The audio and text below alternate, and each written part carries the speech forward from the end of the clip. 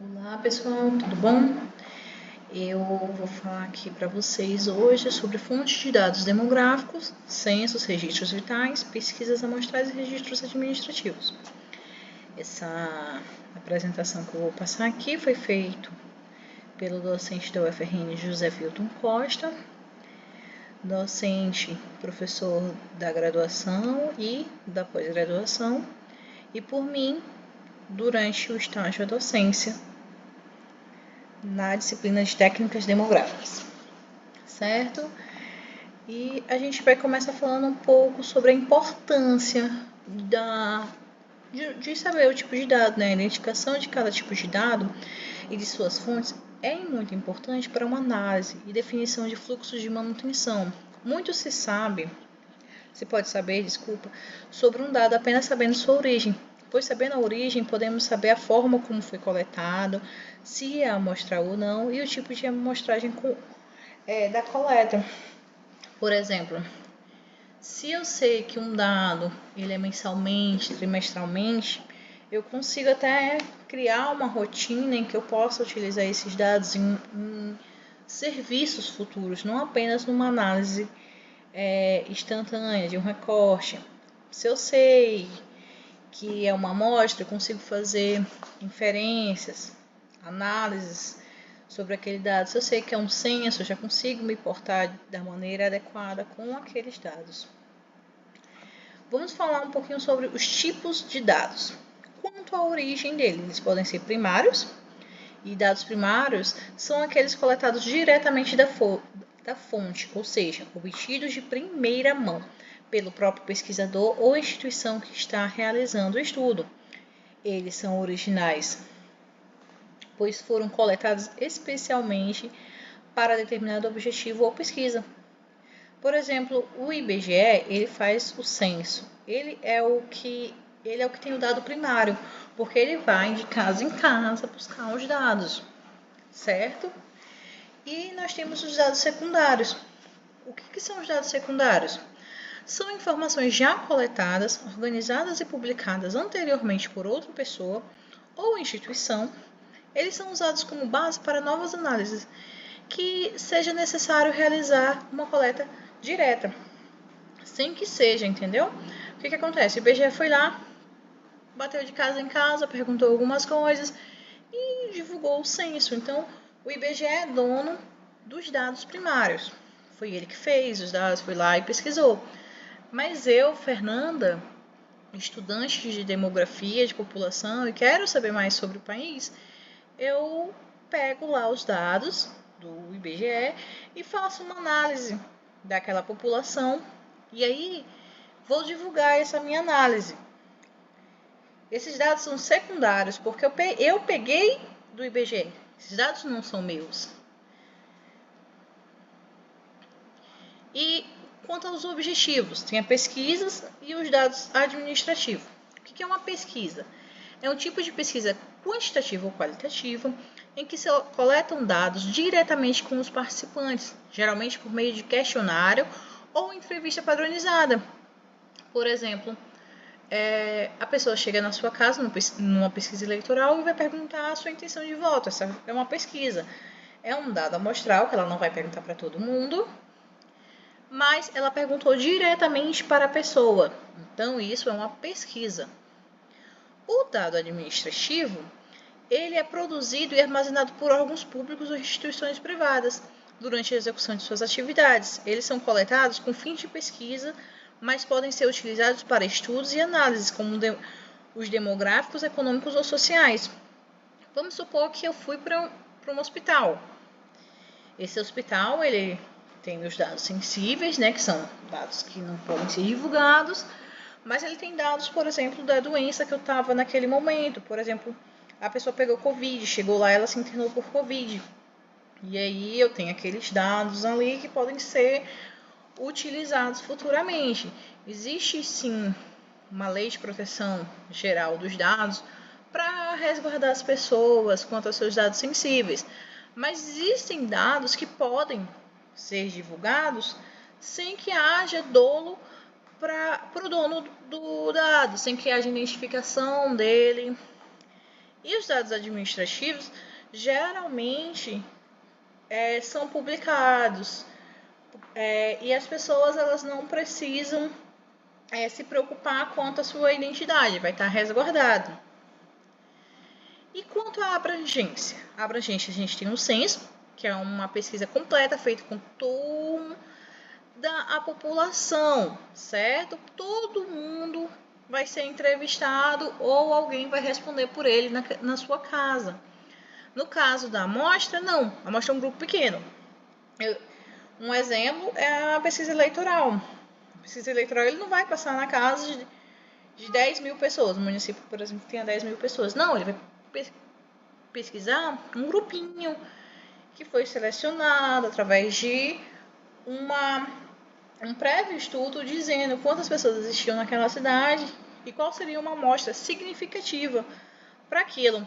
Diferentemente da estatística, que possui diferentes tipos de população, a demografia, a população é estritamente humana, ou seja, aqui, sempre que eu falar de população, eu vou estar falando sobre seres humanos, certo? E quanto à agregação, a gente tem os microdados. O que são microdados? São os registros individuais e detalhados coletados em uma pesquisa ou levantamento sem identificação pessoal, mas com todas as respostas e características dos entrevistados. Então, o censo, a PNAD, DataSUS, RAIS, CAGED, ele fala sobre cada indivíduo, ele tem a amostra deles individualzinho, de cada um que está ali, tá? O que são microdados? O IBGE ele define como o menor nível de desagregação dos dados de uma pesquisa, retratando sob a forma de códigos numéricos o conteúdo dos quais os questionários, preservando o sigilo estatístico com as vistas à não individualização das informações. O que significa? Quer dizer que ele vai estar lá passando uma informação, por exemplo, mulheres brancas moradoras da zona rural de São Paulo. Mas aí eu não consigo saber quem é a mulher branca que está ali naquela observação. E o sigilo é para manter a paz da pessoa e também que aquela pessoa, os dados dela não fujam, que pessoas mal intencionadas tenham acesso a saber quem é essa pessoa nesse dado. Certo? Os microdados não são de simples entendimento e acesso ao público em geral. Somente usuários especializados com conhecimento em programação têm acesso à leitura destes dados para fazer cruzamentos em diferentes agregações geográficas e elaborar múltiplas tabulações segundo a sua perspectiva pessoal e interesse.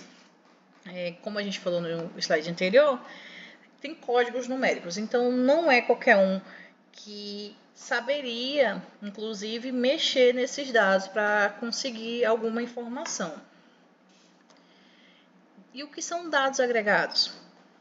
Dados agregados são informações resumidas ou agrupadas, organizadas por categorias como idade, região, sexo, escolaridade, entre outras.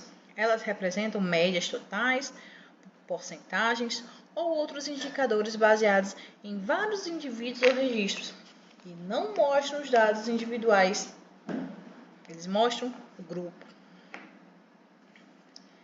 Agora, a gente vai falar um pouquinho sobre o censo demográfico do IBGE, né? Vamos começar. Ele é realizado a cada 10 anos, porém a gente sabe que em alguns anos não foi possível fazer o registro, né? Então a gente sabe que a gente tem algumas falhas. Ela é a principal base de informação. Nós temos os dados do censo de 60, 70, 80, 91. Olha aí, onde passou um pouquinho mais de 10 anos. 2000, 2010, 2022, quando novamente a gente não conseguiu fazer em 10 anos. Então, ele está disponível em unidades territoriais em ordem decrescente. Vamos lá, país. Eu tenho informação sobre o Brasil inteiro, as grandes regiões, norte, sul, sudeste, nordeste, certo? O centro-oeste e tudinho aí. Nós também temos regiões por UFs, que são os estados. Maranhão, São Paulo, Pará, Acre, todos os estados. Temos as mesorregiões, que estão dentro dos estados, as micro-regiões, que é um estadozinho menorzinho, regiões metropolitanas, municípios, distritos, subdistritos, áreas de ponderação e setores censitários. O setor censitário é a menor observação que o IBGE disponibiliza, certo?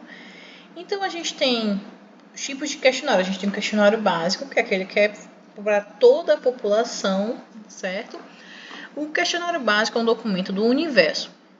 É aplicado nas unidades não selecionadas para a amostra e contendo perguntas referentes às características básicas dos domicílios e de seus moradores, que foram investigados para 100% da população do Brasil.